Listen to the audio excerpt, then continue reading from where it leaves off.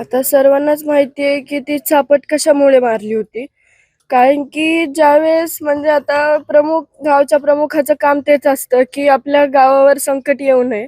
म्हणून ज्या दलित बांधवाला वाचवण्यासाठी माझे वडील गेलते, म्हणजे त्या दलित बांधवाची पण त्यामध्ये काहीही चूक नव्हती. कारण की आता वॉचमनचं पण काम तेच आहे, की परमिशन शिवाय कोणाला आत पाठवायचं नाही. म्हणून ते बी स्वतः तेच म्हणत होते, की तुम्ही मधून परमिशन घेऊन या, नंतर मी तुम्हाला आत पाठवतो. तिथे हाणामार झाली. मग मला एवढंच वाटतं, जर एका चापटीचं मोल जर कोणाचा जीव असेल, तर ज्याचा जीव गेलाय त्याचं मोल काय असेल, हा मला आज प्रश्न पडतोय.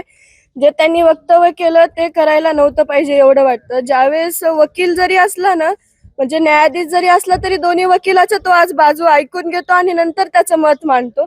मला एवढंच वाटतं त्यांनी म्हणजे आम्हाला समजा ते इथे जरी आले नसते, फक्त त्यांनी म्हणजे आमचं वक्तव्य तरी म्हणजे ऐकून घेतलं पाहिजे, की घटना कशामुळे झाली किंवा काय म्हणजे काय याच्या मागचं कारण आहे आणि नंतर त्यांनी त्यांचं वक्तव्य करायला हवं होतं.